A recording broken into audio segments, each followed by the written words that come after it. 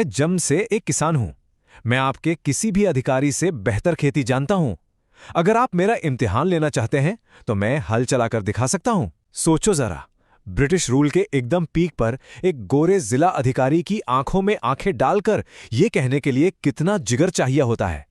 यह एक आम सा कोट नहीं है, बल्कि एक ऐसे शख्स की अटूट हिम्मत का सबूत है जिनकी कहानी आज हम जानने वाले हैं। तो चलिए इस कमाल के सफर पर चलते हैं, मट्टी से संसद तक। ये एक ऐसे लोकल हीरो की सच्ची और प्रेरक कहानी है जिन्होंने ना सिर्फ अपने इलाके की किस्मत बदली, बल्कि हमारे देश के कानून पर भी एक ऐसी छाप छोड़ी जो आज तक कायम है। हम देखेंगे कि कैसे एक बेहद साधारण परिवेश से आने वाला इंसान सिर्फ और सिर्फ अपनी सच्चाई और असूलों के दम पर देश के सबसे बड़े मंदिर यानी संसद तक जा पहुंचा। कहानी की शुरुआत होती है बिल्कुल जमीन से, माटी से। एक बेहद साधारण आगाज। मध्य प्रदेश में बालाघाट जिले का एक छोटा सा गांव है, जेवनारा। यहीं अक्टूबर 1899 में श्री चिंतामणि राव गौतम जी का जन्म हुआ। लेकिन उनका आना किसी जश्न से कम और शोक से ज्यादा घिरा था। वो अपनी पीढ़ी के पहले बेटे तो थे, पर उनके जन्म से कुछ ही घंटे पहले उनके चाचा का निधन हो गया था। ज्योतिषियों ने उस वक्त को अशुभ बताया, यहां तक कि उनके पिता को 1 महीने तक अपने बेटे का चेहरा देखने की इजाजत नहीं थी। काफी मुश्किल शुरुआत थी, है ना? लेकिन यही छोटा सा बच्चा आगे चलकर अपने पूरे खानदान में उच्च शिक्षा पाने वाला पहला व्यक्ति बना, और पूरे क्षेत्र की शान भी। और इनकी मेहनत का जज्बा देखिए। जब वो आगे की पढ़ाई के लिए नागपुर गए तो उन्हें पता चला कि उनके पिता उनकी फीस भरने के लिए कर्ज ले रहे हैं। उनके आत्मसम्मान को ये मंजूर नहीं था। उन्होंने परिवार से 1 पैसा भी लेने से साफ इनकार कर दिया। तो गुजारा कैसे हुआ? भाई, वो हर रोज 12 मील पैदल चलते थे, 4 मील कॉलेज आने जाने के लिए और 8 मील प्राइवेट ट्यूशन पढ़ाने के लिए। जब पैसों की और तंगी हुई तो गांव से 1 पैसे में अंडे खरीदकर ब्रिटिश रसोइयों को 2 पैसे में बेचे, ताकि थोड़ा मुनाफा हो सके। एक वक्त के खाने के लिए उन्होंने एक होटल का पूरा हिसाब किताब संभाला। इन्होंने अपना रास्ता किसी के एहसान पर नहीं, बल्कि अपनी शेयर हसल और अटूट मूल्यों के दम पर खुद बनाया। अब आती है उनकी लाइफ की सबसे बड़ी टेस्ट, सत्य और साहस की परीक्षा, जहां उनका सामना सीधे ब्रिटिश हुकूमत से होता है। बात है 1925 से 1928 के बीच की। वो उमरेड में एक युवा नायब तहसीलदार थे। एक ऐसी सरकारी नौकरी जहां ज्यादातर लोग बस ब्रिटिश अफसरों को खुश रखने में लगे रहते थे। पर गौतम जी, उनका ध्यान सिर्फ और सिर्फ जनता पर था। इन 3 सालों में 3 ऐसी कमाल की घटनाएं हुईं जिन्होंने उन्हें एक सॉलिड, अनशेकेबल एडमिनिस्ट्रेटर के रूप में हमेशा के लिए स्थापित कर दिया। सबसे पहला किस्सा 1926 का है। एक बड़ा कम्युनल रायट होने की कगार पर था। एक हिंदू जुलूस सड़क से गुजर रहा था और पास की मस्जिद पर हथियारों से लैस एक भीड़ पथराव के लिए तैयार थी। वहां का जो स्थानीय अधिकारी था, जो ब्रिटिश सरकार का बड़ा चहेता था, वो बीमारी का बहाना बनाकर वहां से दम दबाकर भाग गया। ऐसे में चिंतामणि जी ने सीधे कमान संभाली। वो बिल्कुल अकेले दोनों गुटों के बीच एक दीवार बनकर खड़े हो गए और साफ चेतावनी दी कि अगर एक भी पत्थर चला तो वो गोली चलवा देंगे। बिना किसी डर के, सिर्फ कानून की ताकत से उन्होंने एक बहुत बड़ा खून खराबा रोक लिया। फिर उसी साल के आखिर में उस इलाके में भीषण अकाल पड़ा। 11,000 कौष्टी बुनकर भूख से मर रहे थे। उनके करघे पूरी तरह बंद हो चुके थे। चिंतामणि जी सीधा जमीन पर गए, हालत देखी और निडरता से 1 लाख रुपए के राहत कोष यानी रिलीफ फंड की सिफारिश कर दी। अहंकारी ब्रिटिश डेप्यूटी कमिश्नर ने इसे फालतू बताकर साफ रिजेक्ट कर दिया। पर वो कहां पीछे हटने वाले थे। उनकी ग्राउंड रिपोर्ट इतनी सटीक थी और लोगों ने जब गवर्नर से खुद अपील की तो आखिरकार गवर्नर को वो 1 लाख रुपए का फंड मंजूर करना ही पड़ा। आप सोच सकते हैं, इस घटना के बाद गांव वाले उन्हें किसी मसीहा से कम नहीं मानते थे। उनकी हिम्मत और निष्पक्षता का अल्टीमेट टेस्ट 1927 में हुआ।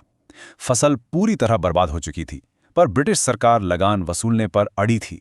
चिंतामणि जी ने खुद खेतों का मुआयना किया और रिपोर्ट दी कि पैदावार 6 आने से भी कम है, इसलिए कानूनन लगान पूरी तरह माफ होना चाहिए। ब्रिटिश डीसी ने उनका मजाक उड़ाते हुए कहा कि एक नया अफसर खेती के बारे में क्या जानता है। बस तभी उन्होंने वही सॉलिड जवाब दिया जो हमने शुरुआत में सुना था कि मैं जन्म से किसान हूं, कहो तो अभी हल चलाकर दिखा दूं। ब्रिटिश प्रशासन उनकी सच्चाई बर्दाश्त नहीं कर सका, तो क्या किया उन्होंने अपनी औकात या अपने असूलों से समझौता नहीं किया, बल्कि उन्होंने जनता की खातिर उस आरामदायक सरकारी नौकरी से सीधा इस्तीफा दे दिया। पर क्या आप ऐसे इंसान को लंबा रोक सकते हैं? बिल्कुल नहीं। यहां से शुरू होता है उनका अगला सफर, जनता के वकील का। 1931 में उन्होंने बालाघाट में वकालत शुरू की। अब शुरुआत में साधन तो थे नहीं, तो उन्होंने कोर्ट के रिकॉर्ड्स को शब्द ब शब्द अपने हाथों से लिखकर कानून की बारीकियां खुद सीखीं। वो काफ़ी जल्दी बेहद लोकप्रिय हो गए। क्यों? क्योंकि अदालत में भी उनका माइंडसेट सिर्फ लोगों की सेवा करने का था। अगर कोई गरीब किसान या ज़रूरतमंद बिना फीस के उनके पास आता तो चिंतामन जी उसका केस बिल्कुल मुफ्त लड़ते थे। उन्होंने सिर्फ अदालत में जीत हासिल नहीं की, बल्कि गांव वालों का आत्मसम्मान जगाया। उन्हें अमीर जमींदारों और भ्रष्ट अधिकारियों की आंखों में आंख डालकर हक मांगना सिखाया। और यही वकालत आगे चलकर उन्हें एक ऐसी ऐतिहासिक कानूनी लड़ाई की तरफ ले गई जिसने हमारे संविधान की एक महत्वपूर्ण परिभाषा को तय किया। ध्यान दीजिएगा, यहां बात हो रही है आर्टिकल 19(1)(g की। यह हमारे संविधान का वो हिस्सा है जो हर नागरिक को कोई भी पेशा, व्यापार या काम चुनने का मौलिक अधिकार यानी फंडामेंटल राइट देता है। लेकिन सरकार इस पर रीजनेबल रिस्ट्रिक्शंस यानी उचित प्रतिबंध लगा सकती है। अब आज़ादी के ठीक बाद सबसे बड़ा सवाल यही था कि आखिर किस प्रतिबंध को आप उचित मानेंगे। पता कैसे चलेगा कि गवर्नमेंट की लिमिट क्या है? यहीं से बहुत बड़ा टकराव शुरू हुआ। मध्य प्रदेश सरकार ने एक कानून पारित करके फार्मिंग सीजन के दौरान बीड़ी बनाने पर पूरी तरह से रोक लगा दी। उनका लॉजिक क्या था कि इस ब्लैंकेट बैन के बहाने सारे मजदूर मजबूरन खेत में काम करने जाएंगे। लेकिन चिंतामन राव जी इस बात को सीधा सुप्रीम कोर्ट तक ले गए। उन्होंने पूछा कि भाई, इस पूर्ण प्रतिबंध का मतलब क्या है? उन बुजुर्गों का क्या, विकलांगों का क्या, या उन महिलाओं का जो फिजिकली खेत में काम ही नहीं कर सकती थी? बीड़ी बनाने पर टोटल बैन लगाकर सरकार बेसिकली इन गैर कृषि मजदूरों से उनकी रोजी रोटी छीन रही थी, उन्हें भूखा मार रही थी। ये किसी भी एंगल से रीजनेबल नहीं था। और उस दिन का नतीजा? सुप्रीम कोर्ट ने इस लैंडमार्क केस में चिंतामन राव जी के हक में फैसला सुनाया। उन्होंने उस कानून को असंवैधानिक बताकर वहीं रद्द कर दिया। इस केस ने हमेशा के लिए तय कर दिया कि सरकार एक नागरिक की आजीविका पर किस हद तक कंट्रोल कर सकती है। ये Chintaman Rao versus state of Madhya Pradesh का फैसला डॉक्ट्रिन ऑफ प्रोपोर्शनैलिटी का इतना बड़ा गेम चेंजर है कि आज तक पूरे भारत के लॉ कॉलेजेस में मौलिक अधिकारों के चैप्टर में छात्रों को यही पढ़ाया जाता है। तो मिट्टी से शुरू हुआ ये शानदार सफर अब अपने सबसे ऊंचे मुकाम पर पहुंचने वाला था, सीधे देश की संसद तक। श्री चिंतामन राव गौतम जी आगे चलकर बालाघाट जिले के सबसे पहले सांसद सदस्य यानी मेंबर ऑफ पार्लियामेंट बने। जरा सोचिए, वहां के लोकल लोगों को कितना बड़ा गर्व महसूस हुआ होगा। वो सिर्फ एक राजनेता नहीं थे, वो लोगों की अपनी आवाज थे। उन्होंने लोकसभा में 1-2 नहीं बल्कि पूरी 4 बार अपनी सेवाएं दी, खासकर 1952 से 1957, फिर 1957 से 1962 और आखिर में 1967 से लेकर 18 जनवरी 1971 तक। ये लोकल हिस्ट्री में एक बहुत बड़ा अचीवमेंट था। लेकिन इन सबसे बड़ी बात पता है क्या है? इतनी ऊंचाइयों पर पहुंचकर भी वो अपनी माटी को नहीं भूले। संसद में रहते हुए उन्होंने अपने इलाके के विकास के लिए जोर शोर से आवाज उठाई, जैसे मलांजखंड कॉपर माइंस की मंजूरी दिलवाना, जो उस पूरे क्षेत्र के लिए आर्थिक विकास का एक बहुत बड़ा वरदान साबित हुआ। उसके अलावा जबलपुर से गोंडिया तक ट्रेन लाइन शुरू करवाने के लिए भी उन्होंने लगातार जोर लगाया।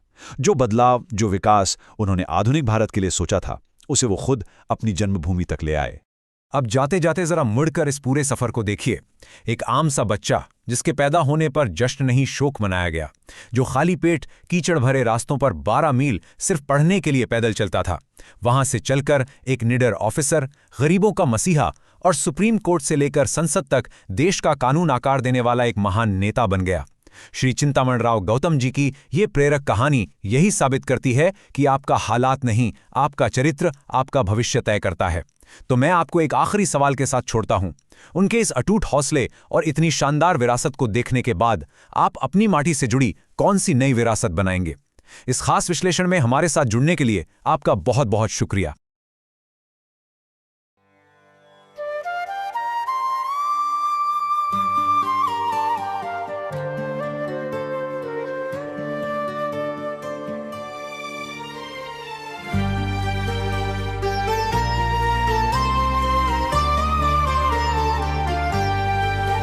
जीवनारा की मिट्टी से एक दीप जला था,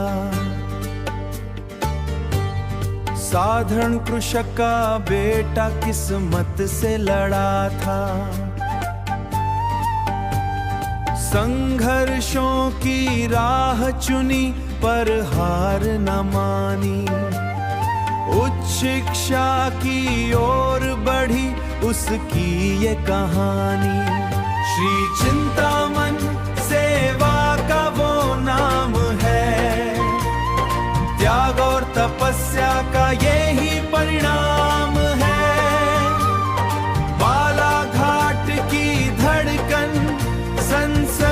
वो शान है, जन जन के हृदय में उनका ही स्थान है।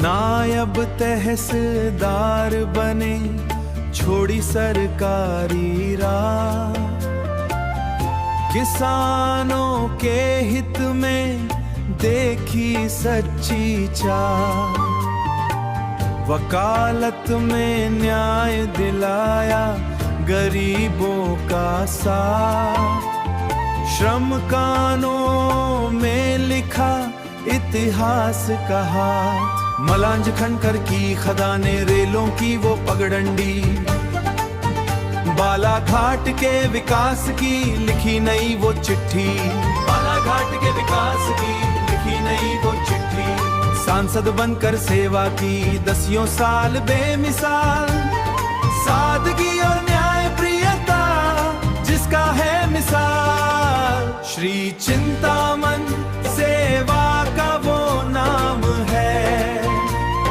त्याग और तपस्या का यही परिणाम है, बालाघाट की धड़कन संसद की वो शान है, जन जन के हृदय में उनका ही स्थान है, स्थान है। उनकी यादें आज भी प्रेरणा है, आज भी प्रेरणा, श्री चिंतामन राव गौतम अमर रहे।